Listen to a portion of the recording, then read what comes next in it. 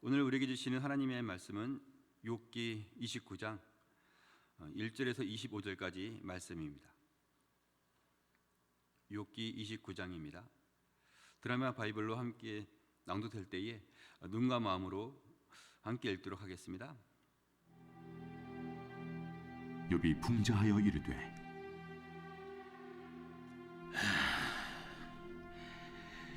나는 지난 세월과 하나님이 나를 보호하시던 때가 다시 오기를 원하노라. 그때에는 그의 등불이 내 머리에 빛이었고 내가 그의 빛을 힘입어 암흑에서도 걸어 다녔느니라. 내가 원기왕성하던 날과 같이 지내기를 원하노라. 그때는 하나님이 내 장막에 기름을 발라주셨도다.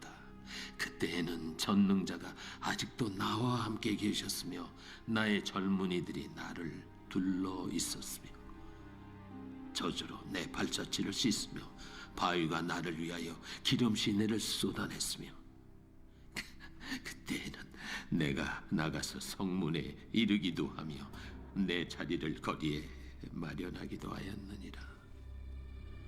나를 보고 젊은이들은 숨으며 노인들은 일어나서 서며 유지들은 말을 삼가고 손으로 입을 가리며 지도자들은 말소리를 낮추었으니 그들의 혀가 입 천장에 붙었느니라.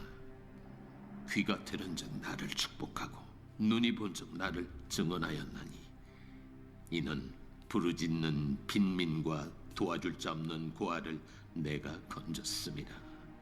망하게 된 자도 나를 위하여 복을 빌었으며 과부의 마음이 나로 말미암아 기뻐 노래하였느니라.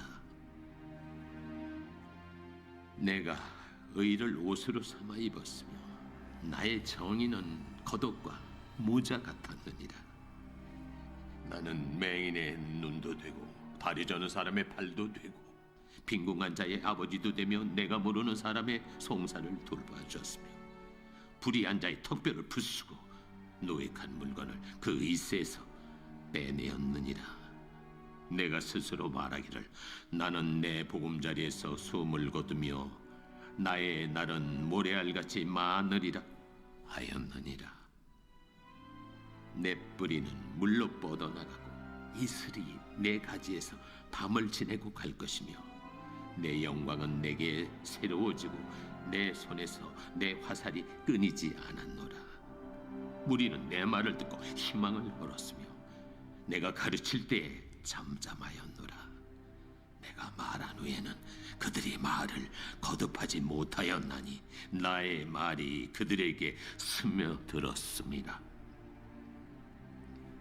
그들은 비를 기다리듯 나를 기다렸으며 봄비를 맞이하듯 입을 벌렸느니라. 그들이 의지없을 때 내가 미소하면 그들이 나의 얼굴빛을 무색하게 아니하였느니라. 내가 그들의 길을 택하여 주고 으뜸되는 자리에 앉았나니 왕이 군대 중에 있는 것과도 같았고 애곡하는 자를 위로하는 사람과도 같았느니라. 아멘. 오늘 말씀의 제목은 우리의 인생입니다. 욥기서는 상상을 초월하는 큰 재앙을 만난 욥에 대해서 그의 친구들이 찾아와서 1차, 2차, 3차에 걸쳐서 논쟁을 펼치는 것으로 전개되고 있습니다. 그의 친구들은 인간적이고 세상적인 시각으로 바라보면서 욥을 설득하고자 했습니다. 하지만 욥은 그런 세상적인 시각들을 다 뒤로 하고 그럼에도 불구하고 하나님을 신뢰하고자 했습니다.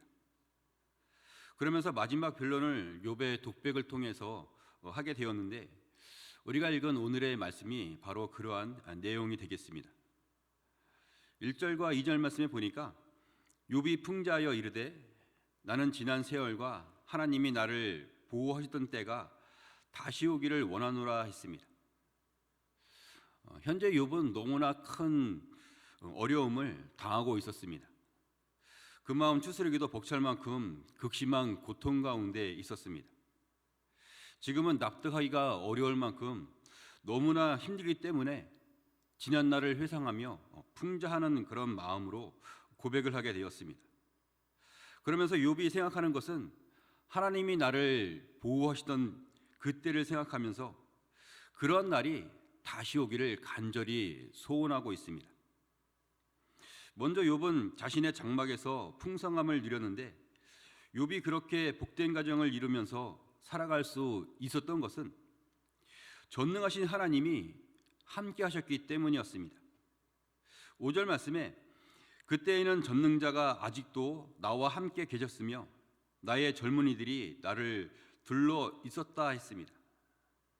전능하신 하나님이 함께 하시면서 욥을 도와주셨기 때문에 자신의 장막에서 풍성함을 누리며 살아갈 수가 있었던 겁니다.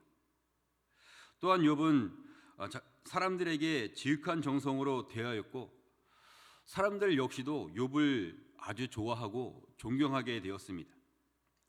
욥이 사람들에게 의와 정의를 베풀 수 있고 존경을 또한 받을 수 있었던 것은 하나님의 돌보심이 있었기 때문이죠. 14절 말씀에 내가 의를 옷으로 삼아 입었으며 나의 정의는 겉옷과 모자 같았느니라 했습니다. 욥이 힘들고 연약한 자들을 돌아보고 또한 불의한 자들은 과감하게 처단을 했는데 이런 모습이 의로운 모습이 되었고 항상 그런 모습을 볼 수가 있었으니 겉옷과 모자처럼 훤히 볼 수 있는 그런 모습과 같다라고 소개를 하고 있습니다. 욥이 이러한 모습, 모든 사람들에게 인정받을 만한 의로운 모습을 나타낼 수 있었던 것은 하나님이 그런 사람이 될 수 있도록 욥을 친히 돌봐주셨기 때문이었습니다. 마지막으로 욥은 그 모든 영광스러운 일들을 나타낼 수가 있었는데 이는 하나님이 은혜를 베풀어 주셨기 때문이었습니다. 20절 말씀에 내 영광은 내게 새로워지고 내 손에서 내 화살이 끊이지 않았노라 하고 나와 있습니다. 날마다 영광스러운 일을 경험하고 계속해서 활을 쏠 수 있는 능력의 사람이 될 수 있었던 것은 하나님이 그에게 계속해서 지속적으로 은혜를 베풀어 주셨기 때문이라고 나와 있습니다. 욥의 이러한 풍자를 통해서 지난 세월을 돌아보았는데 이러한 말씀을 통해서 우리들도 우리의 인생을 돌아볼 수가 있습니다. 욥이 고백하는 말씀을 다시 한번 보면서 하나님이 우리의 인생을 어떻게 바꾸어 줬는지 함께 알아보도록 하겠습니다. 첫째로 하나님은 부족한 인생을 사랑으로 채워주셨습니다. 우리 함께 따라해 볼까요? 부족한 인생을 사랑으로 채워주셨습니다. 조금 전에 읽었던 5절 말씀 상반절에 보면 그때에는 전능자가 아직도 나와 함께 계셨다 했습니다. 우리들은 너무나 부족한 죄인에 불과하지만 하나님은 죄인된 우리를 사랑하셨습니다. 하나님의 사랑은 예수 그리스도를 통하여 이루어졌고 예수 그리스도의 이름을 믿는 자마다 그 영혼 가운데 넘치는 사랑을 부어주셨습니다. 그래서 인생 가운데 어떠한 역경이 있는 자라 할지라도 구원의 은혜를 깨닫게 되면 오히려 그때의 일들을 감사할 수 있게 됩니다. 하나님이 만족하는 인생으로 바꿔주셨기 때문이죠. 어떤 분이 사고로 머리를 크게 다쳐서 수술을 받고 지능적으로도 좀 부족한 사람이 되었고 그래서 사회에서도 아무것도 할 수가 없는 그런 부족한 인생을 살아가게 되었습니다.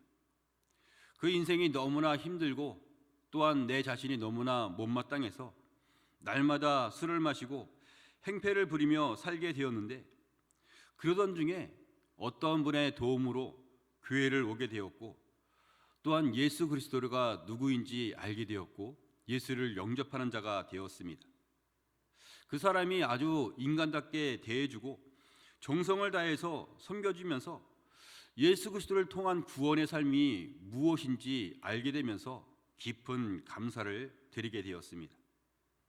분명 그 사람은 너무나 비천한 산 가운데 고통스러운 인생을 살아가고 있었는데 돌이켜 보니까 그런 비천한 나의 인생이 오히려 하나님을 알 수 있는 그런 마음을 가질 수 있도록, 또한 그를 도와주는 한 사람의 도움을 통해서 하나님이 주시는 영원한 생명력을 가진 하나님의 사람으로 바꿔줄 수가 있게 되었습니다.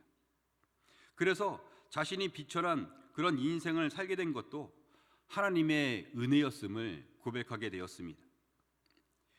요한복음 7장 37절과 38절에 명절 끝날 곧 큰 날에 예수께서 서서 외쳐 이르시되 누구든지 목마르거든 내게로 와서 마시라.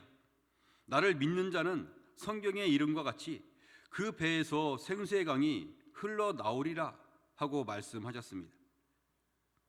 여러분, 우리 인생이 아무리 목마른 인생과 같다 하더라도 예수 그리스도를 믿으면 만족하는 인생이 될 줄로 믿습니다.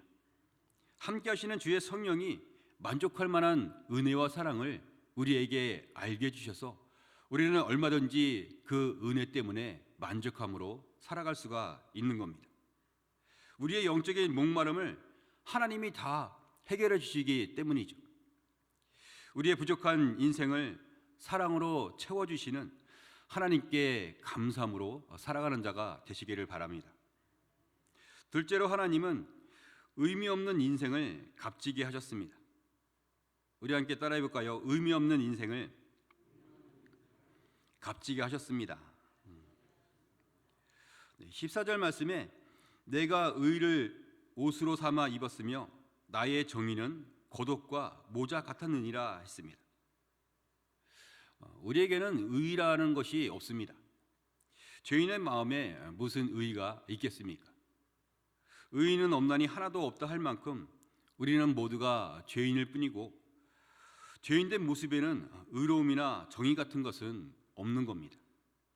그러나 하나님은 우리의 죄를 예수 그리스도에게 대신 담당하게 하셨습니다.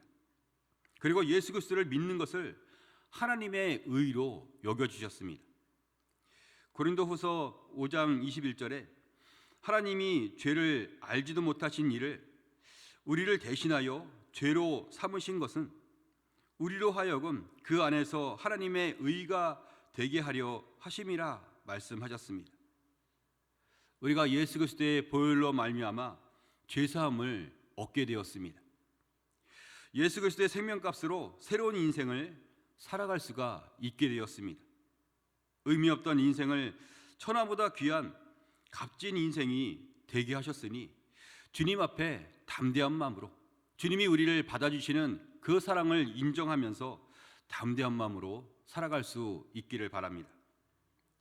마지막으로 하나님은 열매 없는 인생을 영광스럽게 하셨습니다.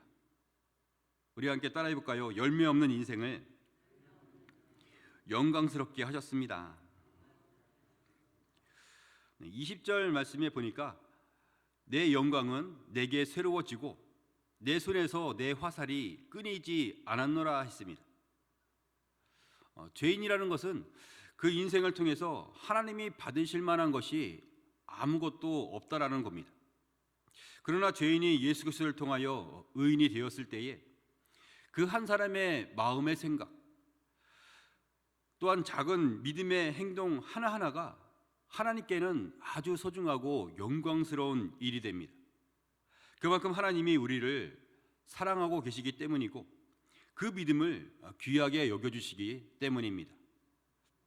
하박국 3장 17절과 18절 말씀에 비록 무화과 나무가 무성하지 못하며 포도나무에 열매가 없으며 감람나무에 소출이 없으며 밭에 먹을 것이 없으며 우리의 양이 없으며 외양간에 소가 없을지라도 나는 여호와로 말미암아 즐거워하며 나의 구원의 하나님으로 말미암아 기뻐하리로다 하고 말씀하셨습니다. 여러분, 하나님은 우리 인생 자체를 너무나 사랑하고 계십니다. 우리 영혼이 하나님을 사랑하려고 마음만 먹어도 하나님이 기뻐하고 계시는 줄로 믿습니다. 하나님이 기뻐하시는 자를 어떻게 하시겠습니까? 생명의 길로 이끌어 주실 것입니다. 날마다 새로운 은혜를 알게 하시면서 푸른 초장으로 인도해 주실 것입니다. 혹 우리가 쓰러져 넘어지더라도 하나님의 사랑은 영원한 줄로 믿습니다. 혹 사망이 우리에게 다가오더라도 부활의 생명으로 역사해 주실 것입니다. 우리 인생을 영광스럽게 하신 하나님을 진정으로 찬양하는 자가 되시기를 바랍니다. 할렐루야.